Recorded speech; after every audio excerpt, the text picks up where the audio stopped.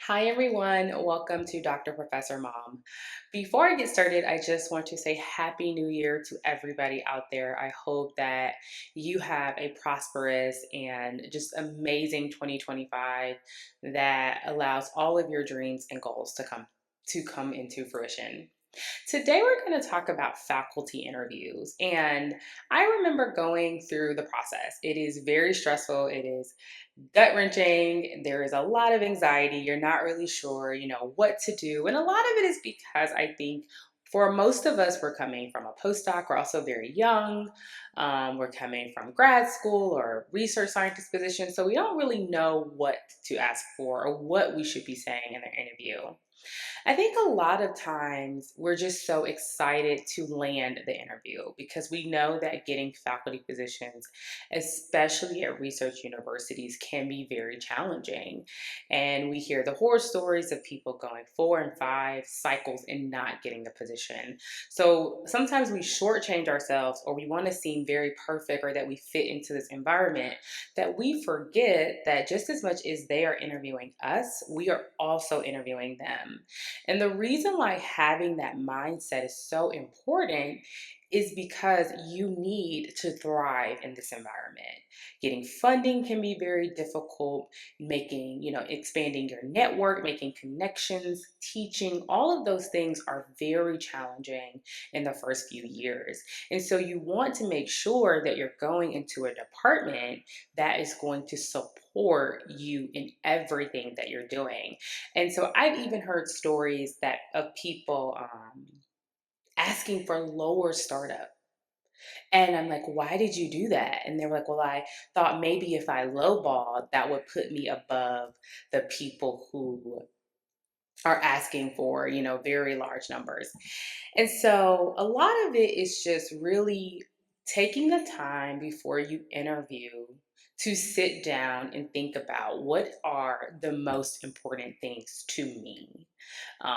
That what are the things that are going to make me the most successful? What are the parts of my personal life that need to be considered in this position? And that is, I know for women, a lot of times women, if they have kids, and no one should ever ask you if you have children or want children in an interview. That's for men and women. And so, but a lot of times women may not ask questions about maternity leave or, for men, paternity leave. What are the rules for parental leave? How does the department support women throughout the pregnancy, when they give birth, and in the postpartum phase? What are the rules in that department? For example, when I got to Ohio State, I didn't know that technically faculty members do not have vacation time. So when I was prepping for my parental leave, one of the professors who is a professor of practice was going to give me some of his vacation time. He had been here for years. And when I inquired about it, they said, oh, you cannot receive vacation time for him because you technically don't have vacation time because professors are 9-month employees. So you technically have the summer off. Now, we know that that is not the case, right? You don't have the summer off, especially pre tenure. You're always working. So that was a big realization for me that, hey, I am going to have to, maneuver around my sick time to, make sure that I am healing. I had to have a C-section. We'll talk about that in future interviews. So to make sure I had time to heal. Luckily enough for me, Ohio State was very supportive during my parental leave. I think the setup is very, friendly to mothers. And so, just those are things that sometimes we don't ask as women. And maybe if you're afraid to ask, the department chair, because sometimes a lot of the times department chairs will be men, or you might be afraid to say it to find a female professor who has children who have had children in their time as a faculty member, and just ask them, how was the parental leave here? How has that changed? It's also something that you can ask the dean of faculty affairs when you meet with them. So those are just things that I feel a lot of the times we don't ask because we are scared that if we ask that question, that people are going to think that we're not as serious or use that against us. But if it matters, it really matters. Another thing that I think there's a few things that I think are very important. But another thing I think that's important is if you are a experimentalist or you require a space to do your research, whether that is a computer lab, whether that is a classroom, whatever the case may be, whatever you need, you want to make sure is that how that space is provided to you within the first year. Is it a shared space? Is it a private space? And you want to see that space. You want to say, if I was to come to this institution, where would my lab be? I'm using the term lab because I am a scientist and I do experimental work. So where would my lab be if I was to come in this place? When I was interviewing, it some universities had that worked out. Like they were like, if you come here, this is where you would be. Others, not so much. And that kind of throws a red flag. They may take you to a space and it looks like it hasn't been renovated since 1955, and you're like, this is going to take a full renovation. Or you ask, another thing that people don't do is ask the newest and youngest professor, where is your lab? Where's your lab space? And I remember at some universities, they would take me, in their lab, they had this new space that was getting renovated, and they were honest to say, this is really slowing down my research, but don't be too concerned about that, because sometimes that is the norm. If a space needs renovations, that could be the norm at any institution. But other times I would go to a lab and the professor, we'd be walking through like felt like a dungeon. Then we hit a corner and it kind of looked like a hallway, and their equipment was there. And I was like, wow, I can imagine being a student. Like, how many students can you fit in this basically like closet? And that is kind of a flag, like that the space is not really supporting the work, or they're waiting on space. I've heard horror stories where people get to an institution and there is no space for them. So again, these are the types of things that you really want to make sure that you talk about in the interview process. Where is my space going to be? Another question that is important is, what is the tenure process at this institution? The tenure process varies from institution to institution, and it can be drastically different. There are institutions that use the tenure, 10 years to tenure. There are institutions that use five years or 6 years. It really just depends. Within the tenure process, it's more than just when do I go up for tenure, but what are the evaluations before that prep me for tenure? For example, here at Ohio State, we have a 4th-year review.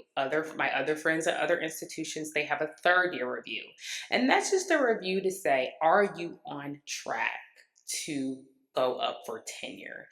It's to discuss any challenges that you have, any issues that you may be having, where you may be lacking in certain areas, going over your teaching evaluations. It's really just to get an idea of kind of where you are in the tenure process.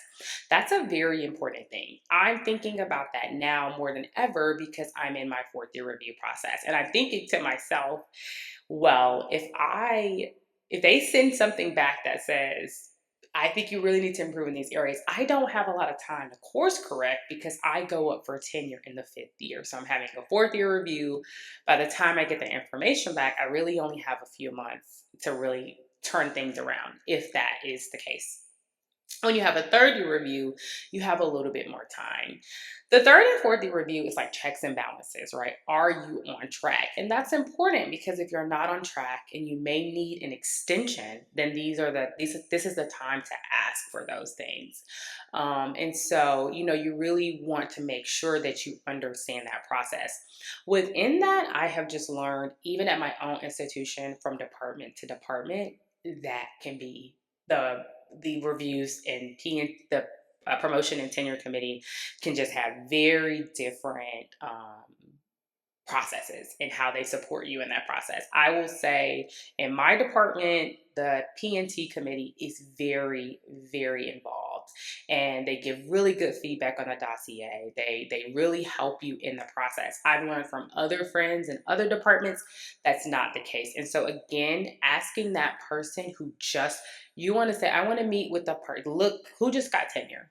I want to meet with the person that just got tenure to ask them how they were supported through the process. The reason being, you've never done it before.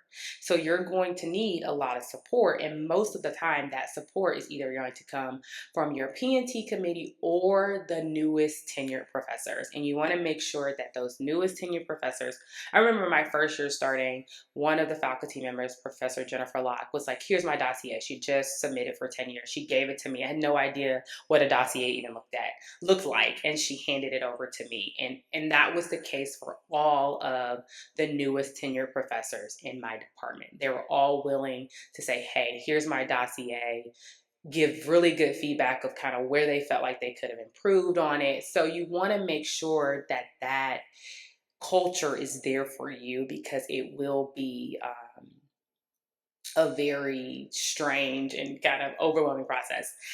Another thing in kind of the tenure realm is, what percentage of assistant professors get tenure? Like, have people been denied? That's a very good question, because it allows you to know.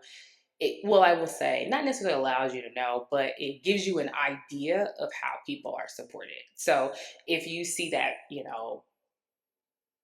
to 3 people a year maybe not be getting tenure, it's like people have to go up a second time, a third time, then that is like, how are people being supported throughout their pre-tenure process? And that is even more important for women and minorities, because there can be other challenges that may not exist for other groups that you have. And I'll definitely talk about that in coming, videos, but that is a very real thing. And I know where, people want to pretend that's not true, but it really is true. You will face different challenges, and we'll talk about the teaching challenges in a different video. But so you really want to make sure that there is support there, so that you're not seeing this. I remember some institutions, I heard of people like, I would talk to people and they were like, I didn't get it the first time. And what I noticed, not at every institution, but at some institutions, a lot of the people that weren't getting it on the first try were the female professors. And so, again, you really want to make sure that you are going to be supported so that you can be successful.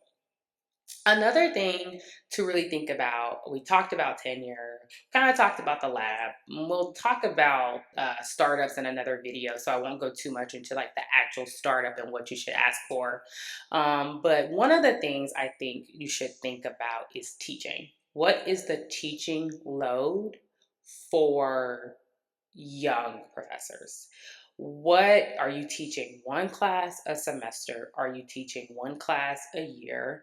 Because teaching is a lot of work. There is no way around it. There is no way to sugarcoat it. Teaching is a lot.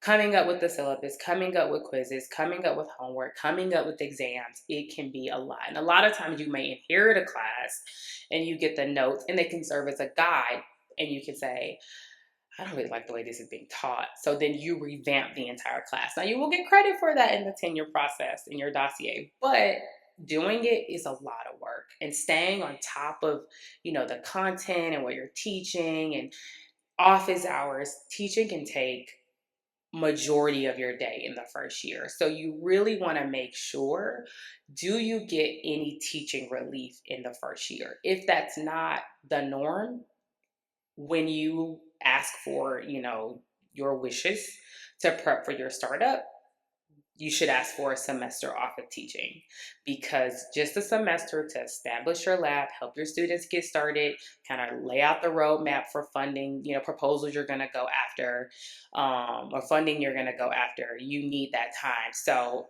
personally, I think you should get a year off from teaching. We'll talk about that in my next video on things I wish I would have asked for during the tenure process, during the interview process. But you really want to make sure, what is the teaching load, because that can really, it can really overwhelm you. And you probably could ask any, and it's not about being good at teaching, because we all think we're good at teaching until we get in front of the class and you got the deer in headlights, or you thought you were really going to nail that point and the students are not getting it at all. So teaching is just, every year you improve, but it is a lot in the beginning. So what are the teaching requirement for non-tenure professors? Another thing that really is important is, do you receive official mentoring in your pre-tenure years? Now, every institution does that very differently. Some institutions will have a official mentor team that you can put together. It can have people from your institution, external members, whatever the case may be. But is there an official mentoring? And that seems kind of like, I don't really need a mentor, or I have mentors, but you don't, the mentors at that institution, they know that institution. So they know how the process, the procedures are at, like for me, at Ohio State. So having a mentoring team that is, that understands the university or the college that you're in is so different than your external mentors. External mentors are great. My external mentors are amazing. But when you're like in your institution, you need to make sure that you have mentors that understand that university. And a lot of the times, and have also helped and mentored people through the tenure process before you. So the older faculty members, even in having some younger faculty members that just went through the process, they have fresh insights because they just did it. And so again, you want to make sure that there's some type of avenue for official mentoring at your institution. And within that, how often do you meet with them? So again, asking those questions is very important. Another thing to think about during the faculty interview is, are there any existing cross-unit collaborations that are in your research area? So does this institution have a way to help you get started? I mean, that's basically what that is. Are there research centers? Are there, upcoming proposals that you would be a good fit for? Where do you fit in the research space? Because honestly, that's the gravy there, right? Like that's where you're going to spend a lot of your time and efforts, is in that research space and getting funding. And getting funding seems very easy, but it is very difficult, right? Because as a young faculty member, the really large grants, you're not going to be equipped just yet for that. So being able to have people in your department or in your university which you can collaborate with for those funding proposals will be very important for you. So again, are there collaborations, existing collaborations, where you can easily be a part of? And the reason why I say easily be a part of is, have people thought about you in those spaces? Because they can say, yeah, we have collaborations, we have an NSF, ERC, we have a mirror, we have all these things, but if there is no thought about you in those spaces, then that doesn't matter. That won't matter as much to you. So you want to make sure that people are truly thinking about how they're going to integrate you into their department or into their institution. And so that is why those questions are so important to faculty members. Another thing to think about are, what are some of the goals and initiatives of the department? Do those goals and initiatives align with where you're doing? I have heard stories of people, going into a department that initially had this, that they didn't ask, is this my research area, an area you want to grow in, or you think is very valuable? And then they get there and they realize, like, people don't really value their research area, and that can cause a lot of stress, because again, as a new faculty member, you need a boost, and so without it, it would be very, very difficult. So those are just some things to think about. We will continue to have these conversations. Some of the next videos will be about getting funding in your first few years as a faculty member, but I really want you to think about, in that interview, have people thought about how you are going to fit in the culture of that department? Is there space for you to be your authentic self? Is there space for you to grow? And those are the times to ask that question. If you care about diversity and outreach initiatives, ask about that. If you care that if you want to know if there are professional development workshops for teaching and to help you grow as an instructor, ask about that. If you want to know what are the research initiatives, are there international opportunities, can you go to other institutions? All of those things matter. Anything that matters to you, you should ask, because the worst thing you can do is get to an institution and you hate it, or you're not feeling fulfilled, or you're not able to thrive and be yourself and be the type of scientist and instructor that you want to be. And so you really want to know, you really need to understand that you are interviewing them just as much as they are interviewing you. So thank you again for tuning in to Dr. Professor Mom. I hope this video was helpful. If you have any questions, you can drop them in the comment section. You can always go to aerialviews.blog and leave me a message. I'm happy to answer any questions. Have a good day.